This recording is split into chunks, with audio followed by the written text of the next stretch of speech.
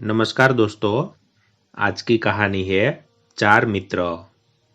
एक छोटे नगर में चार मित्र रहते थे। उनमें से एक राजकुमार था, एक मंत्री का पुत्र, एक साहूकार पुत्र और एक किसान पुत्र। चारों में बचपन से ही गहरी मित्रता थी, ऐसी कि एक के बिना दूसरे को चैन नहीं। सारा समय वे एक साथ गुजारा करते थे, एक साथ खाते पीते, खेलते कूदते। उनके दिन बहुत अच्छे बीत रहे थे। किसान अपने पुत्र के धनवान मित्र देख चिंता में पड़ जाता था। वो एक निर्धन व्यक्ति था, इसलिए सोचा करता था कि ऐसे बड़े रुतबे वाले लोगों से मेलजोल रखने का कोई औचित्य नहीं। जीवन के किसी न किसी मोड़ पर वे साथ छोड़ देंगे। वो अक्सर अपने पुत्र को उन धनवानों से मित्रता तोड़ देने के लिए समझाता था, किंतु उसका पुत्र नहीं मानता था। एक दिन इसी बात पर किसान और उसके पुत्र के बीच बहस हो गई और पुत्र घर छोड़कर चला गया। घर छोड़ने के बाद जब उसकी अपने मित्रों से भेंट हुई तो उसने सारी बात अपने मित्रों को बताई। सभी गहरे मित्र थे, इसलिए सबने निश्चय किया कि अगर एक ने मित्रता के कारण घर छोड़ा है तो हम सब भी छोड़ेंगे। चारों मित्र गांव छोड़कर चले गए। चलते चलते वे एक जंगल में पहुंचे। सूर्यास्त हो चुका था, चारों ओर अंधेरा ही अंधेरा था। वे भयभीत होने लगे। तभी किसान पुत्र को एक पेड़ के नीचे ढेर सारे जुगनू दिखाई पड़े। जुगनुओं के कारण वहां प्रकाश बिखर रहा था। किसान पुत्र अपने मित्रों को उस पेड़ के पास ले गया। चारों पेड़ के नीचे बैठ गए।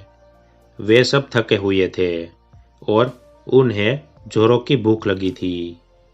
किसान पुत्र दुखी था कि उसके कारण उसके मित्रों ने अपना घर छोड़ दिया और वो उनके लिए कुछ कर नहीं पा रहा है। वो कहने लगा, मित्रों, तुम सबको अपने अपने घर लौट जाना चाहिए। मेरे कारण क्यों कष्ट भोग रहे हो? किंतु किसी ने उसकी बात नहीं मानी और बोले, मित्र, जब मित्रता की है तो साथ साथ निभाएंगे। हम बचपन से अब तक साथ रहते आए हैं, अब भी रहेंगे। उसके बाद चारों भूखे प्यासे ही पेड़ के नीचे लेट गए। तीन मित्रों को तो नींद आ गई, किंतु किसान पुत्र जागता रहा। वो दुखी था और भगवान से प्रार्थना कर रहा था, भगवान, मेरी सहायता करो, मुझे इस कष्ट से बाहर निकालो। उसकी प्रार्थना सुनकर भगवान ने किसान पुत्र को दर्शन दिया और पूछा, क्या चाहते हो पुत्र? हीरे जवाहरात, सोने चांदी? नहीं भगवान, मुझे हीरे जवाहरात और सोने चांदी नहीं चाहिए।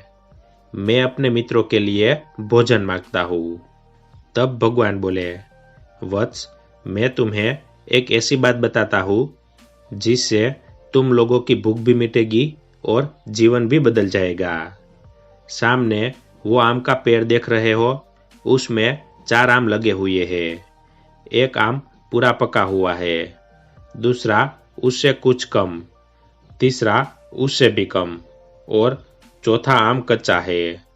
उन आमों में से जो पहला आम खाएगा वो राजा बनेगा, जो दूसरा आम खाएगा वो मंत्री बनेगा, जो तीसरा आम खाएगा उसके मुंह से हीरे निकलेंगे और जो चौथा कच्चा आम खाएगा वो कारावास जाएगा। ये कहकर भगवान अंतर्ध्यान हो गए। किसान पुत्र ने आम के पेड़ से 4 आम तोड़ लिए।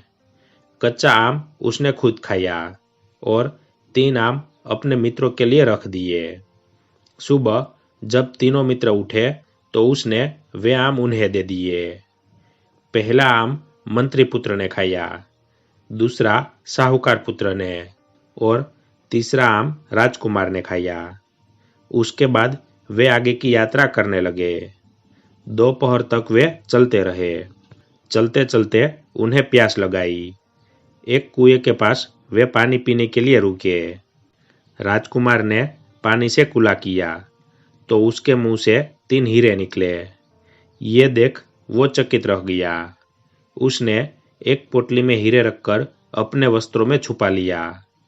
उनकी यात्रा पुनः प्रारंभ हुई। चलते चलते वे एक नगर की सीमा पर पहुंचे।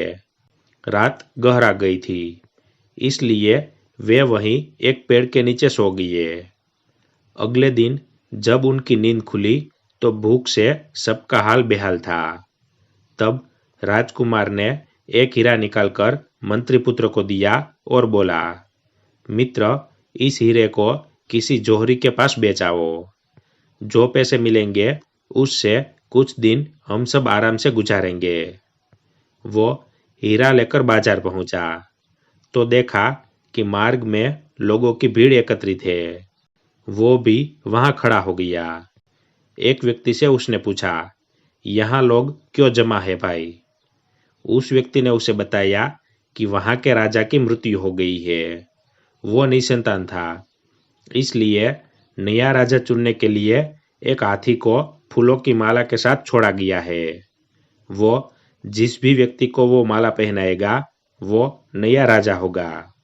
मंत्रीपुत्र आश्चर्यचकित था, किंतु उसके आश्चर्य की सीमा न रही जब हाथी ने आकर उसके गले में फूलों की माला डाल दी। सब उसे दंडवत प्रणाम करने लगे। अब वो उस नगर का राजा बन गया था। ये उसके द्वारा खाए आम का प्रताप था। उसे राजमहल ले जाया गया और वहां के वैभव में वो इतना डूब गया कि अपने मित्रों की उसे सुध ना रही। कुछ दिन बीतने पर भी जब मंत्रीपुत्र नहीं लौटा तो राजकुमार ने दूसरा हीरा साहूकार पुत्र को देकर कहा, मित्र, जाओ इसे बेचकर कुछ धन का प्रबंध करो।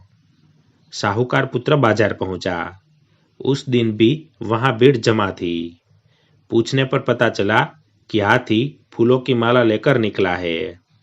जिस व्यक्ति को वो माला पहनाएगा वो नगर का मंत्री होगा।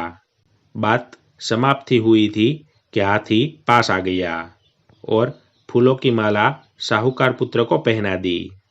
अब वो नगर का मंत्री बन गया था। ये उसके द्वारा खाए आम का प्रताप था।